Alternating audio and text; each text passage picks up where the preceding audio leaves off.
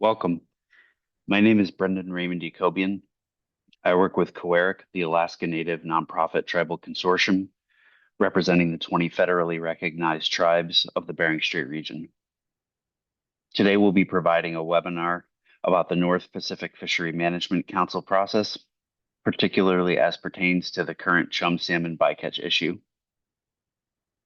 This issue will be under consideration at the upcoming special February 2025 meeting of the Council, which will be held virtually and in Anchorage. The purpose of this webinar is to provide information to tribes and tribal members to assist in their engagement in the NPFMC process. The webinar will provide information on the North Pacific Fishery Management Council, or NPFMC, on the Chum salmon bycatch issue, which is currently in front of the Council, and information about how to participate in the Council's process. First, we'll take a moment to review some common acronyms and abbreviations that are used in this process and in this webinar. The federal fishery management process is heavily laden with the use of acronyms. NPFMC, or the Council, is short for the North Pacific Fishery Management Council. NIMFS, also known as NOAA Fisheries, is an abbreviation for the National Marine Fisheries Service, a part of NOAA and a part of the Department of Commerce. An environmental impact statement is abbreviated as EIS, the National Environmental Policy Act as NEPA. The SSC refers to the Scientific and Statistical Committee. The advisory panel is referred to as the AP. Prohibited Species Catch is referred to as PSC. The Magnuson-Stevens Act, or its full name, the Magnuson-Stevens Fishery Conservation and Management Act, is abbreviated as MSA. And the Exclusive Economic Zone is abbreviated as EEZ. More acronyms can also be found at the link noted on the slide. I'll now be taking you through a few slides discussing what the North Pacific Fishery Management Council, or the Council, is. It's one of 8 regional councils created by the Magnuson-Stevens Act. The Council is a quasi-federal body which takes management actions that are reviewed and implemented by the National Marine Fisheries Service. The service, or NIMFS, is part of NOAA and is often called NOAA Fisheries, as just noted, and that is a part of the Department of Commerce. The Council's purview pertains to the United States federal EEZ waters off the coast of Alaska, that is 300 to 200 nautical miles offshore. In contrast, the state of Alaska manages fisheries within 3 miles and with some exceptions within the river systems. Keep in mind that the Council is not part of NIMFS, nor are they a federal agency, but rather an independent quasi-governmental body that works with NIMFS. The Council develops management plans and regulations which can be, and almost always are, approved by NIMFS, who then implements them and provides enforcement. The Magnuson-Stevens Act was passed in 1976, and as just mentioned, it created the Council.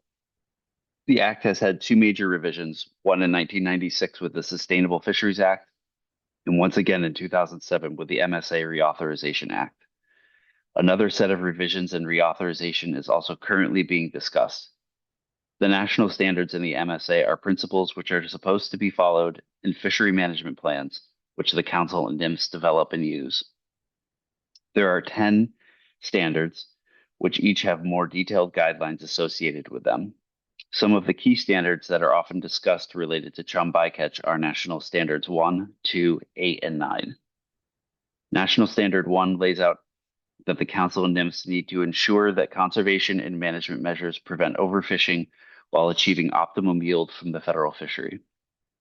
National Standard 2 requires that conservation and management be based on the best scientific information available, which includes consideration of local and traditional knowledge. National Standard 8 dictates that conservation and management measures take into account the importance of fishery resources to fishing communities by utilizing economic and social data. And National Standard 9 states that conservation and management measures shall, to the extent practicable, minimize bycatch, and to the extent that bycatch cannot be avoided, minimize the mortality of such bycatch. The council itself has 15 seats, 11 voting and 4 non-voting, generally representing a variety of interests in industry, conservation, and federal and state government. There are no designated tribal seats on the council. While tribal members may and have served on the council, they are not appointed as such and do not necessarily represent tribal interests. There are longstanding efforts to get one or more designated seats, tribal seats on the council, which is generally dominated by industry interests. An important thing to keep in mind is that while the NPFMC and NIMS sit within the federal fisheries sphere, there is an important role that the state of Alaska plays. The governor of the state of Alaska is responsible for seating or appointing 6 of the 11 voting seats. The state's seat is filled by the ADF&G commissioners representative, and the state selects the candidate for the other 5 seats within its purview, which are then considered and confirmed by the Secretary of Commerce. This means that the state not only has a controlling influence in the nearshore and in-river management of salmon, they also have significant influence in the offshore federal fishery, which has impacts on salmon populations through their council seat and appointments.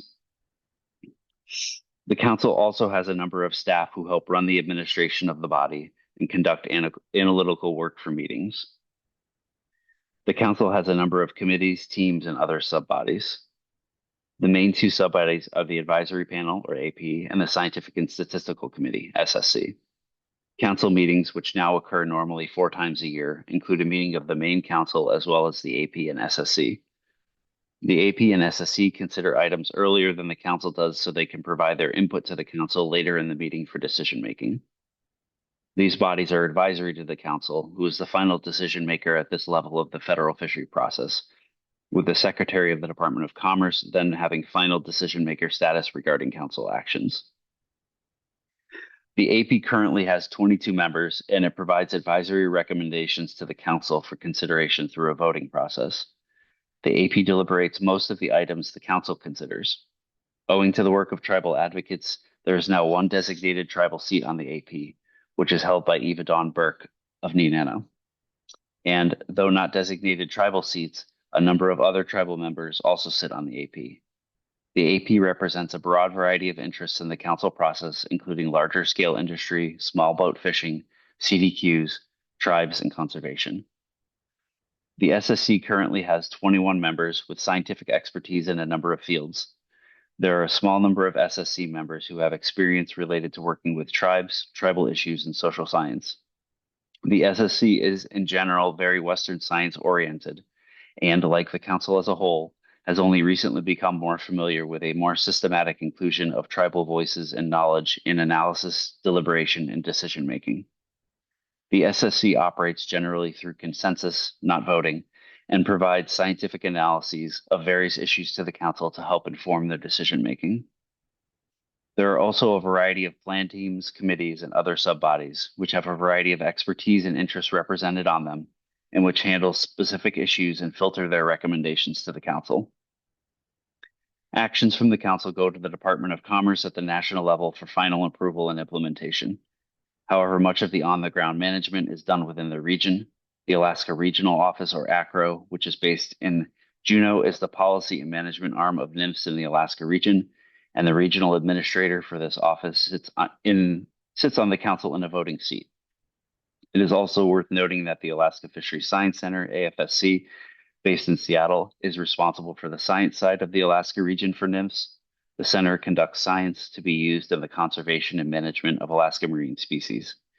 AFSC scientists play a large role in informing the council process.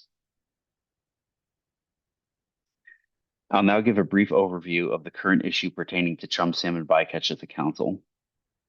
Salmon are a very important subsistence species to tribes and tribal members in western and interior Alaska. Problems with salmon stocks have been seen in this region in significant ways, including for up to decades in some regions, and experienced very acutely in more recent years, even resulting in severe subsistence fishing restrictions. This is one reason why many people are concerned about salmon bycatch. There are a number of stressors that are impacting wild chum salmon populations returning to western and interior Alaska rivers. One is the large intentional harvest of chum salmon in the state-managed Area M commercial fishery. Another group of factors are ecosystem issues, like the impacts of climate change, disease, habitat issues, and large-scale chum salmon hatchery releases into the ocean. Another major stressor in what this webinar focuses on is the incidental take or bycatch of chum salmon in the federally managed offshore pollock fleet. This last issue is what is being analyzed in the current EIS process and deliberated by the Council. Bycatch is a term used to describe fish that are harvested but not kept for sale or personal use. These fish are caught incidentally during the harvest of other targeted fish. Salmon are bycatch in the directed Bering Sea and Aleutian Islands offshore pollock trawl fishery. Another related term is prohibited species catch, or PSC, and it refers to species that by regulation are not supposed to be caught and are not allowed to be kept for sale. Salmon are considered PSC in groundfish fisheries, like the midwater or pelagic pollock fishery. This occurs because salmon generally swim in the same area as pollock. As salmon are PSC, when they are bycaught, they are not retained, with one exception, which I'll mention momentarily. Essentially, all of the bycaught salmon die, and most are discarded as waste, except for a portion which go into a charitable donation program. This issue is being raised now at the Council because of a combination of factors. This includes the recent very low chum salmon returns, which are occurring on top of the severe crisis affecting Chinook or king salmon stocks.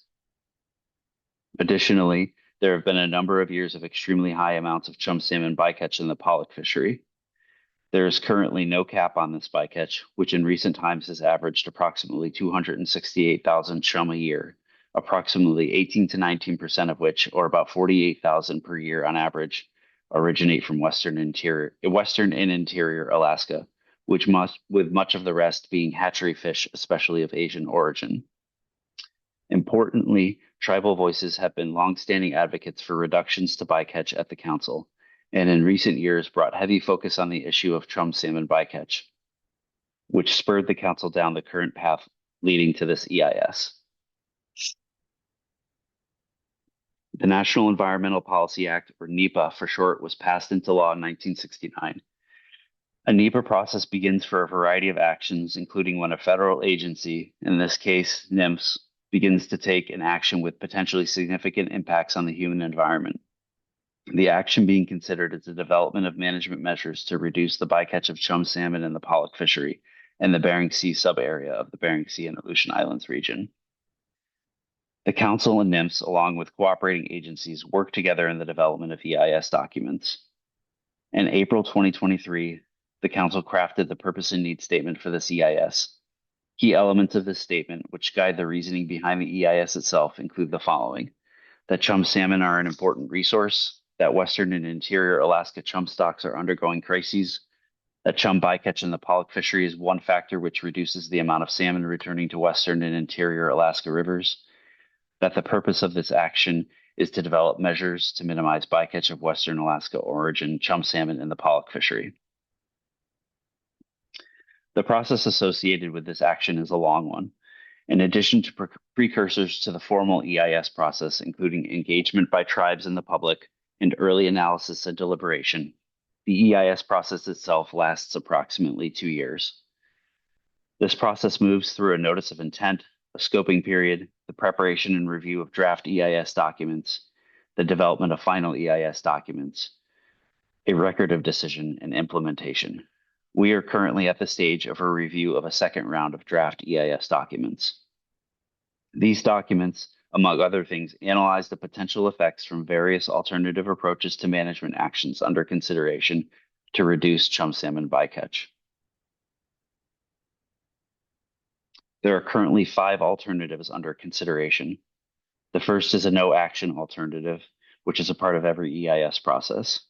Alternative 2 would impose an overall cap on chum salmon PSC in the pollock fishery at a number between 100 and 550,000 chum a year. Alternative 3 would create a cap on chum salmon PSC, which varies depending on in-river abundance of chum salmon. Alternative 4 involves a number of changes to the industry's incentive plan agreements, or IPAs. Alternative 5 involves the development of time and area caps in particular sub-areas where the pollock fleet has high chum salmon bycatch. Alternatives may be implemented on their own or in tandem with other alternatives in certain cases.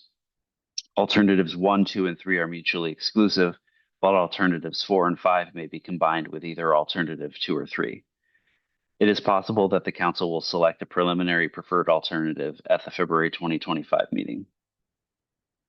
Tribes and the public are able to be involved in this EIS process in a number of ways. Federally recognized tribes may engage in tribal consultation with NMFS regarding the issue. Additionally, there are various stages at which people may participate in the public elements of the process, such as through providing written and verbal testimony at council meetings. This point leads us to the next part of this webinar, which is about participating in the council process.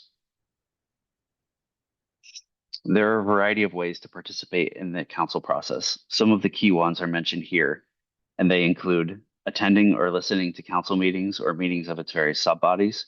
You can attend meetings in person or listen to them online.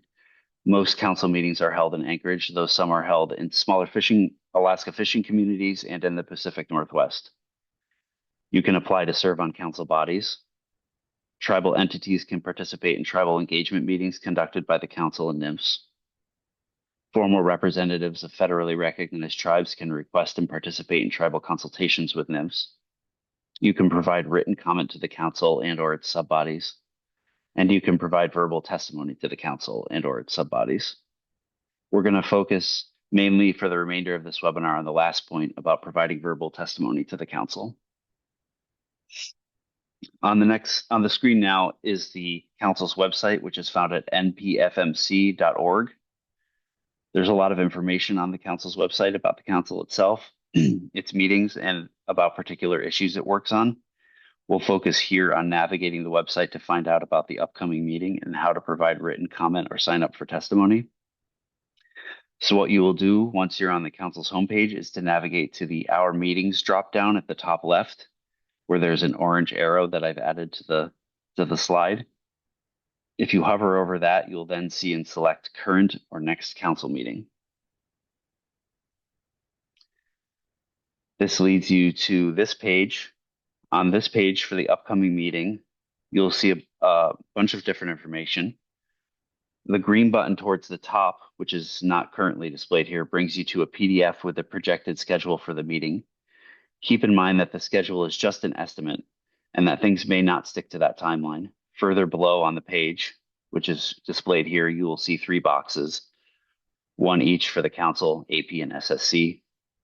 There are links there also. The agenda links take you to each meeting's agenda, which is where documents are posted, where you can upload written comment or sign up for testimony, and where the phone call-in information is found. The meeting link takes you to the Zoom broadcast for the meeting, and the YouTube link takes you to where the meeting is being live streamed on YouTube. You will also see below on this page how you can sign up for the council's text alert system, which sends texts to you during the meeting about where they are on the agenda. We're going to now go to the council agenda page, which is where I put an orange arrow on the screen.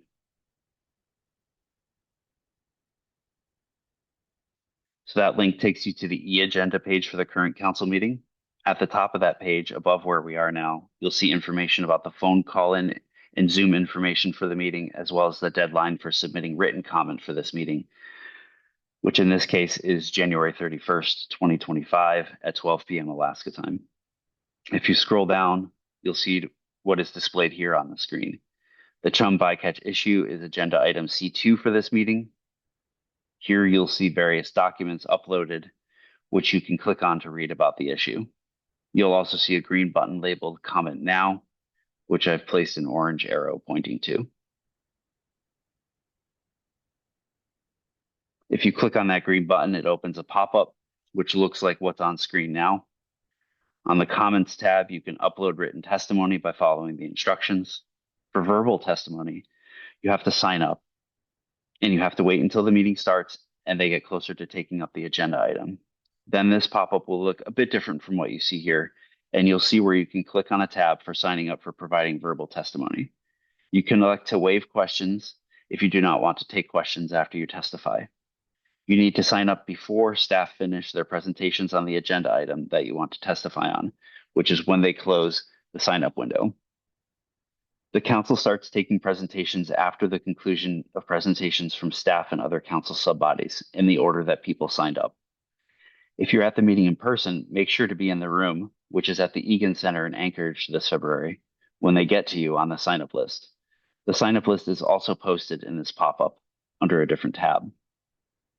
If you're going to provide testimony remotely, make sure you call into the meeting so they can unmute you to speak when it's your time to testify.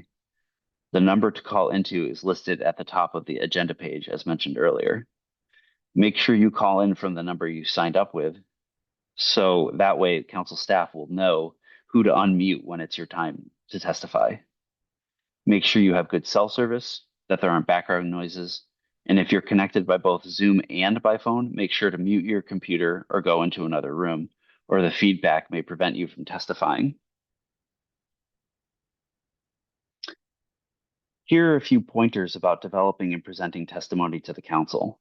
Remember that the council schedule is just a rough guide, so it's good to track where they are on an issue by receiving the text alerts or listening to the meeting on Zoom, the phone, or YouTube.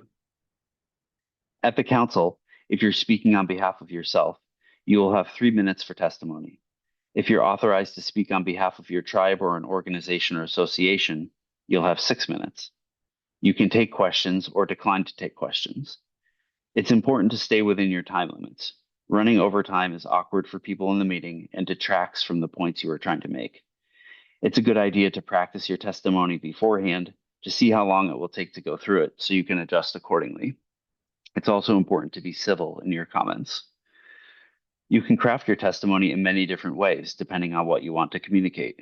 Things you can talk about, for example, might be the importance of the issue to you, your family, and your community.